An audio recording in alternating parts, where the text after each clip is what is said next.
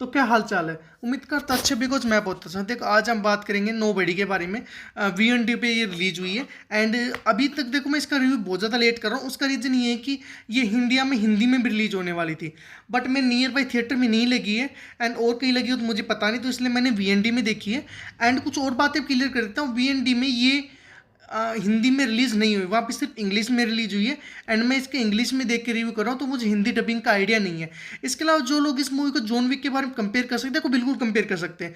Movie के concept and ये कह सकते हैं स्टोरी में बहुत सारी डिफरेंसेस लगते हैं, लेकिन जो प्रेजेंटेशन करने का स्टाइल है वो अपने आप में डिफरेंस है। और जिस हिसाब से इस मूवी को डायरेक्ट किया गया है, इसकी सिनेमेटोग्राफी करी गई, इसका स्क्रीन पे डाला गया है, तो ये एकदम से यूनिक तरीके से डाला गया है। क्योंकि जब ये मूवी रिलीज हुई थी, इस मूवी के डायरेक्टर ने कहा था कि हम बिल्कुल क्रॉस ओवर कर सकते हैं जॉन विक के साथ। और ऐसा उन्होंने इसलिए कहा था क्योंकि उन्होंने जब मूवी को डायरेक्ट किया तो उन्हें भरोसा था कि हम इस मूवी को एक यूनिक कॉन्सेप्ट के लिए तैयार कर रहे हैं और ये जॉन विक की सस्ती कॉपी बन के नहीं रहेगी, बल्कि जॉन विक को ही टक्कर देने की कैपेसिटी रखती है।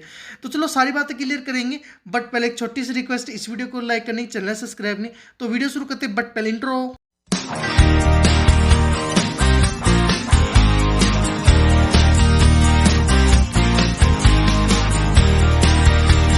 तो फिर चलो शुरू करते हैं, अपनी मूवी पे आते हैं। अगर मैं मूवी की कहानी की बात करूँ तो मूवी की कहानी बॉब के इर्द गिर्द घूमती है, जिसका इस मूवी के नाम है हैज। एंड वो समझ ले एक नॉर्मल लाइफ जी रहे हैं, जिसमें उनके सामने परेशानियां, कहने का डायरेक्ट एंड डायरेक्ट कहने का मतलब उनके इस मूवी के अंदर एल लगे हुए हैं। वो अपनी मूवी कहानी में स्ट्रगल कर रहे हैं, एक जो आम इंसान अपनी बच्चों की, अपनी फैमिली की ज़िंदगी को बेहतरीन बनाने के लिए करता है, सेम वो भी यही कर रहे हैं। उनके अंदर एक लावा दबाव है, वो खुद को मजबूत बना रहे हैं। और एक दिन होता ही है कि थोड़ा ट्विस्ट आता है, दो चोर उनके घर में घुस आते हैं और उसकी बेटी का सामान चुरा ले जाते हैं। तो फिर जो हज के अंदर का जो दबा हुआ ज्वालामुखी वो फट जाता है और फिर वो उसको लेने के लिए ढूंढ जाते हैं। इस मूवी में हज को इतना पावरफुल दिखाया गया है कि इस मूवी में जो भी हज के बैकग्राउंड के बारे में जानता है एंड जो भी जानता है वो सब उससे दूर हो जाते हैं, कहीं हमारी जान को खतरा ना हो जाए।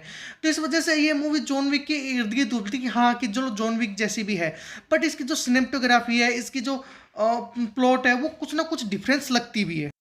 एंड इसको जॉन विक से इसलिए कंपेयर किया जाता है बिकॉज इसकी स्टोरी लिखी डायरेक्ट ने उन्होंने स्टोरी लिखी थी जॉन विक की, यानी कि जो जॉन विक के 3 पार्ट उन्होंने लिखे हैं एंड इसकी नोबडी की कहानी भी इसी उन्होंने लिखी है। इसलिए उनके पास भी नीचे गोडाउन में गोल्ड है एंड जॉन विक के पास भी गोडाउन में गोल्ड था, इसीलिए दोनों कुछ कहानियां कंपेयर लगती हैं, इसलिए इनको जॉन विक के साथ कंपेयर किया जाता है। बट मैं कहूँगा देखो कंपेयर यहाँ पे सही नहीं है, क्यों नहीं है वो भी मैं आपको बताता हूँ। सबसे पहले तो उसके मोस्ट इंपॉर्टेंट थी वह मूवी का स्क्रीन प्ले। मूवी का जो स्क्रीन प्ले है वो इतना यूनिक है कि आपको कहीं भी ऐसा नहीं लगेगा कि ये मूवी जॉन विक जैसी दिखती है, या मैं कहूँगा जॉन विक को भूल जाओ, आपको कहीं भी नहीं लगेगा कि ऐसा कोई आपने पहले देखा भी है। इसके अलावा मूवी की जो सिनेमेटोग्राफी है वो भी अपने आप में बहुत बेहतरीन है। इसके अलावा जो सबसे मूवी की जो सबसे बड़ी जान है वो मूवी के लिए सेलेक्ट किया गया बीजीएम। जो इसका जो बीजीएम है वो वन ऑफ द, ये समझ लो ग्रेट म्यूजियम से में एक है, जो इसके अंदर आपको थ्रिलर देने में कामयाब रहता भी है। इसके अलावा बात करें क्या है आपको देखनी चाहिए नहीं देखनी चाहिए, मैं कहूँगा बिल्कुल देखनी चाहिए। और कुछ लोग पूछ रहे थे क्या इसे फैमिली के साथ देख सकते हैं, देखो ऐसी कोई मूवी में न्यूडिटी नहीं है, बट मूवी में वॉयलेंस है, तो वो आप अपने अकॉर्डिंग मैनेज करके चलना। अगर आपको वॉयलेंस से कोई दिक्कत नहीं है तो डेफिनेटली आप इस मूवी को अपनी कंप्लीट फैमिली के साथ देख सकते हैं।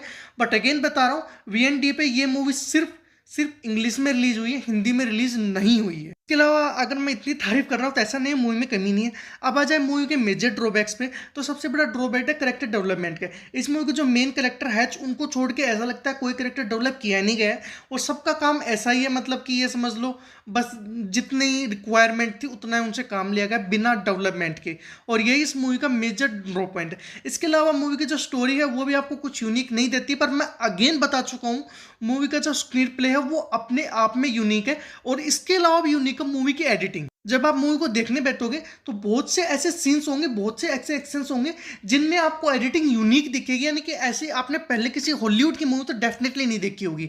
बहुत से ऐसे सीन्स हैं जैसे कि कार क्रेसिंग है, वो बहुत से ऐसे एक्शन सीन्स हैं जिनमें आपको यूनिक दिखेगी।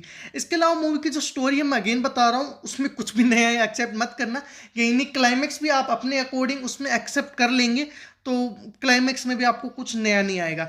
इसके अलावा आ जाए मूवी के कुछ टेक्निकल पॉइंट पे, तो एडिटिंग में ऑलरेडी बता चुका हूँ, लाजवाब है। और मूवी की एडिटिंग आपको बांध के रखने में कामयाब रहती है। स्क्रीन प्ले भी अपनी जगह परफेक्ट, और डायरेक्शन के तो मतलब कहने क्या है, इतनी मतलब स्टोरी में दम नहीं है, फिर भी डायरेक्शन की वजह से, स्क्रीन प्ले की वजह से ये मूवी इतनी बेहतरीन होती है कि एक मस्ट वॉच बनती है। और जो लोग, जो भी फैंस इसकी डिमांड कर रहे हैं कि जैसे जॉन विक का अपने आप में यूनिवर्स बन रहा है, वैसे अब नो बॉडी का यूनिवर्स है, देखो बिल्कुल बनना चाहिए। जिस हिसाब से नो बॉडी को बनाया गया है, इसके डायरेक्शन, इसकी स्क्रीन प्ले, उस हिसाब से बिल्कुल इस मूवी का यूनिवर्स एग्जिस्ट करना चाहिए। और मैं खुद इस बात को सजेस्ट कर रहा हूँ कि इस मूवी का यूनिवर्स होना चाहिए, बिकॉज इस मूवी में जो हच है उसको ऑलरेडी इतना पावरफुल दिखा दिया गया है कि ये समझ लो वो इतना खतरनाक डॉन था कि सब उससे डरते थे। कोई उसके जो पास को जानता, कोई उसे बिना नहीं चाहता। तो डेफिनेटली इसके पास्ट की स्टोरी, इसके जो अदर थिंग्स है वो बिल्कुल एक्सप्लेन होने चाहिए। और मैं पूरी एक्सेप्ट करता हूँ कि अगर इस मूवी को जो अच्छा फीडबैक है वो जिस हिसाब से मिल रहा है, अगर और अच्छा मिला तो डेफिनेटली इस मूवी का यूनिवर्स भी आगे बढ़ेगा। तो चलो, ये मेरा रिव्यू था नोबडी को लेके। आज के लिए इतना। एक छोटी सी रिक्वेस्ट, इस वीडियो को लाइक करनी, चैनल सब्सक्राइब करनी। जय हिंद।